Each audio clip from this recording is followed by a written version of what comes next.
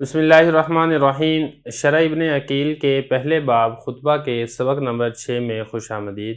آج کے اس سبق میں ہم پڑھیں گے مصلین، یہ حال مقدرہ ہے۔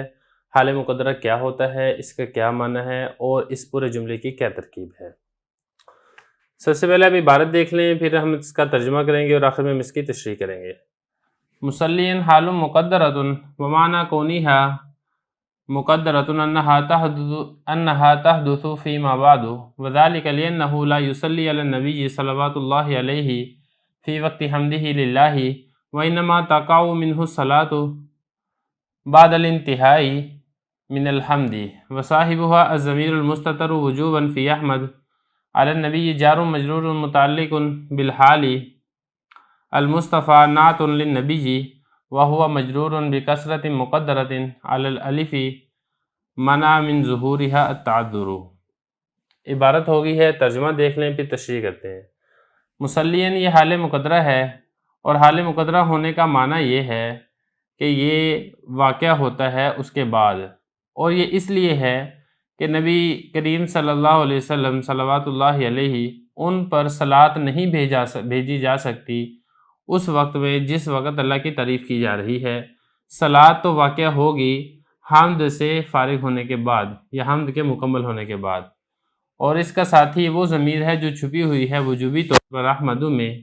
علی النبی یہ جار مجرور ہے، متعلق ہے حال کے ساتھ۔ مصطفیٰ یہ صفت ہے نبی کی، اور یہ مجرور ہے کسرہ مقدرہ کے ساتھ جو کہ الف پر ہے، منع کر دیے ہے اس کسرہ کو ظاہر ہونے نے، تعذر نے، ناممکن ہونے نے۔ عبارت ہم نے پڑھ لی، ترجمہ ہم نے کر لیا، اب چلتے ہیں اس کی تشریح کی طرف۔ دیکھیں، سب سے پہلی بات تو یہ بتائی ہے کہ جو دوسرے شعر کا آغاز ہو رہا ہے مصلین علی النبی المصطفیٰ، یہ جو سب سے پہلے خطبہ ہے، خطبے کا پہلا شعر ہو گیا تھا قال محمد هو ابن مالک احمد ربی اللہ خیر مالک۔ یہاں سے دوسرا شعر شروع ہو رہا ہے مصلین علی النبی المصطفیٰ۔ سب سے پہلی بات تو یہ بتائی کہ جو مصلین ہے یہ حال واقع ہو رہا ہے، اور حال بھی حال مقدرہ ہے۔ اب حال مقدرہ کا معنی کیا ہے وہ آگے حضرت نے خود ذکر کیا ہے۔ دیکھیں، یہ بتایا کہ جو مصلین ہے یہ حال واقع ہو رہا ہے، حال مقدرہ ہے۔ وَمَعْنَى كَوْنِهَا مُقَدَّرَةً، حال مقدرہ ہونے کا معنی کیا ہے؟ حال مقدرہ ہونے کا معنی یہ ہے کہ یہ واقعہ ہوتا ہے اس کے بعد۔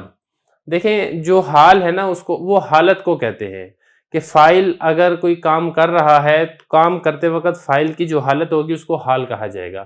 یہ اسی طرح مفعول پر جب فعل واقع ہو رہا ہے تو فعل واقع ہوتے وقت مفعول کی جو حالت ہوگی تو اس کو حال کہا جاتا ہے۔ تو جو حال ہوتا ہے وہ ذوالحال کے ساتھ وقت میں اس کا اشتراک ہوتا ہے۔ جس وقت ذوالحال پایا جاتا ہے بالکل اسی وقت ہی حال پایا جاتا ہے۔ لیکن حضرت فرمانے کی جو مصلین ہے، پہلی بات تو یہ کہ یہ احمد سے حال واقع ہو رہا ہے کہ میں اللہ کی تعریف کرتا ہوں جو کہ بہترین مالک ہے، اس حال میں کہ میں نبی کریم صلی اللہ علیہ وسلم پر صلاۃ و سلام بھیجنے والا ہوں۔ لیکن یہ والا جو حال ہے یہ عام دیگر ذوالحال حال سے تھوڑا سا مختلف ہے۔ یہ والا حال ذوالحال کے وقت نہیں پایا جا رہا بلکہ ذوالحال کے بعد پایا جا رہا ہے، کیونکہ اگر یہ ذوالحال کے وقت پایا جائے تو مطلب یہ بنے گا کہ میں اللہ کی تعریف کرتے وقت نبی کریم صلی اللہ علیہ وسلم پر صلاۃ بھی پڑھ رہا ہوں، حالانکہ ایسا نہیں ہو سکتا۔ ایک وقت میں آپ یا تو اللہ کی تعریف کریں گے یا نبی کریم صلی اللہ علیہ وسلم پر صلاۃ و سلام بھیجیں گے، تو حال ہونے کا مطلب یہ ہے کہ میں اللہ کی تعریف کر رہا ہوں، اور اس کے بعد والی میری حالت یہ ہے کہ تعریف کے بعد میں نبی کریم صلی اللہ علیہ وسلم پر صلاۃ و سلام بھی بھیج رہا ہوں۔ تو یہ مطلب ہے حال مقدرہ کا۔ تو یہ کہہ رہے ہیں کہ حال مقدرہ ہے۔ حال مقدرہ ہونے کا مطلب یہ ہے کہ یہ والا حال ذوالحال کے بعد واقع ہو رہا ہے۔ تحدث فیما بعد، یہ بعد میں واقع ہو رہا ہے۔ کس کے بعد واقع ہو رہا ہے؟ ذوالحال کے بعد واقع ہو رہا ہے۔ وجہ آگے ذکر کر دی ہے کہ یہ والا حال ذوالحال کے وقت کیوں نہیں پایا جا سکتا، اس کی وجہ آگے ذکر کر دی ہے۔ کیا وجہ ذکر کی ہے؟ وذالک لأنہ، وجہ یہ ہے لا یصلی علی النبی صلوات اللہ علیہ کہ نبی کریم صلی اللہ علیہ وسلم پر صلاۃ و سلام نہیں بھیجا جا سکتا فی وقت حمدہ للہ، اس حمد کے وقت میں جو اللہ تعالیٰ کی جا رہی ہے۔ اللہ تعالیٰ کی تعریف کرتے وقت یا تو آپ اللہ کی تعریف کریں گے یا پھر آپ نبی کریم صلی اللہ علیہ وسلم پر صلاۃ و سلام بھیجیں گے۔ یہ تو ہو سکتا ہے کہ آپ تعریف کرنے کے بعد پھر آپ صلی اللہ علیہ وسلم پر صلاۃ و سلام بھیجیں، لیکن ایٹ اے ٹائم بیک وقت دونوں کام یہ مشکل ہے، بلکہ مشکل کیا ممکن ہی نہیں ہے۔ تو یہی فرمایا وَإِنَّمَا تَقَعُ مِنْهُ الصَّلَاةُ بَعْدَ الْانْتِهَاءِ مِنَ الْحَمْدِ، جو صلاۃ واقع ہو رہی ہے مصنف رحمۃ اللہ علیہ سے، یہ بعد الانتہائی من الحمد، حمد کے انتہا کے بعد واقع ہو رہی ہے۔ حمد جب کر لی ہے، اللہ کی تعریف جب مکمل ہو گئی ہے، اس کے بعد پھر آپ صلی اللہ علیہ وسلم پر صلاۃ و سلام پیش کیا جا رہا ہے۔ وَصَاحِبُهَا الضَّمِيرُ الْمُسْتَتَرُ وُجُوبًا فِي أَحْمَدَ، یہاں سے یہ بتا رہے ہیں کہ یہ جو حال واقع ہو رہا ہے، یہ تو بات ہمیں سمجھ میں آ گئی کہ یہ حال مقدرہ ہے، ذوالحال کے وقت نہیں پایا جا رہا، اس کے بعد پایا جا رہا ہے، لیکن اس کا ذوالحال کون ہے وہ یہاں سے اگلی عبارت میں بتا رہے ہیں کہ جو احمدو میں انا ضمیر ہے وہ اس کا ذوالحال بن رہی ہے۔ صاحب ہوا، اس کا صاحب کا کیا مطلب؟ اس حال کا صاحب، اور حال کا صاحب ذوالحال ہوتا ہے، وہ ضمیر ہے جو چھپی ہوئی ہے وجوباً احمدو میں۔ یہ بات میں پہلے بتا چکا ہوں پہلے شعر کے اندر کہ احمدو میں انا ضمیر ہے جو کہ وجوبی طور پر چھپی ہوئی ہے۔ مضارع متکلم کا جو واحد متکلم کا صیغہ ہوتا ہے اس میں ہمیشہ انا ضمیر چھپی ہوئی ہوتی ہے، اس کے فاعل کو آپ ظاہر نہیں کر سکتے۔ تو یہ بتا رہے ہیں کہ اس کا صاحب وہ ضمیر مستتر ہے جو احمدو کے اندر چھپی ہوئی ہے۔ تو یہاں تک تو ہو گیا مصلین۔ آگے ہے علی النبی المصطفیٰ۔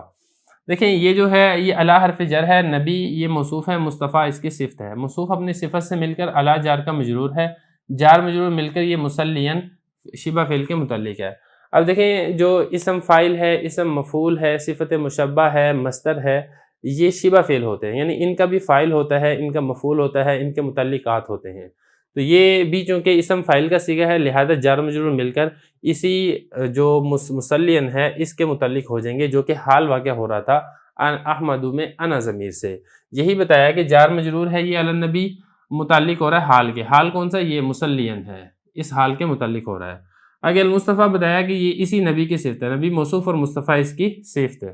وَهُوَ مجرور بکثرت مقدرہ، دیکھیں یہ جو النبی یہ مجرور ہے علا کی وجہ سے، جو مجرور لفظ ہوتا ہے اس کے اوپر جر یعنی کسرہ آتا ہے، تو نبی کے اوپر تو کسرہ واضح ہے علی النبی جی۔ اب دوسری بات یہ ہے کہ جو صفت ہے اس کا اعراب موصوف کا اعراب جیسا ہوتا ہے، اگر موصوف پر کسرہ ہے تو صفت پر بھی کسرہ آئے گا، اور ہم نے یہاں پہ مصطفیٰ کو نبی موصوف کی صفت بنایا تو ہونا تو یہ چاہیے تھا کہ اس کے اوپر بھی کسرہ آتا، لیکن الف کے اوپر کسرہ نہیں آ سکتا۔ یہ ایک اصول آپ سمجھ لیں، کیونکہ الف کہتے ہیں اس کو ہیں کہ جس سے پہلے زبر ہو اور وہ خود ساکن ہو، اس کو الف کہا جاتا ہے۔ اب وہ خود ساکن ہے، اس سے پہلے زبر ہے، تو کسرے کا آنا تو اس کے اوپر ویسے ہی محال اور ناممکن بات ہے، جس کی وجہ سے ہم یہ کہیں گے کہ اس کے اوپر کسرہ تو ہے لیکن کسرہ مقدرہ یعنی کسرہ چھپا ہوا ہے۔ تو یہ بتا رہے ہیں کہ یہ مجرور ہے کسرہ مقدرہ کی وجہ سے الف پر کسرہ ہے لیکن وہ کسرہ چھپا ہوا ہے۔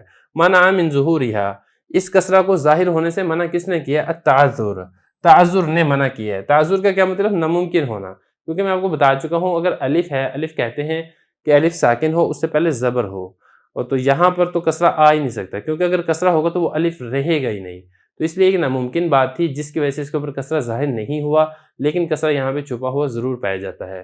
تو یہاں تک علی النبی المصطفیٰ یہ عبارت مکمل ہوگی ہے۔ اگلے سبق میں ہم انشاءاللہ وآلہ المستکملین الشرفہ اس عبارت کو حل کریں گے۔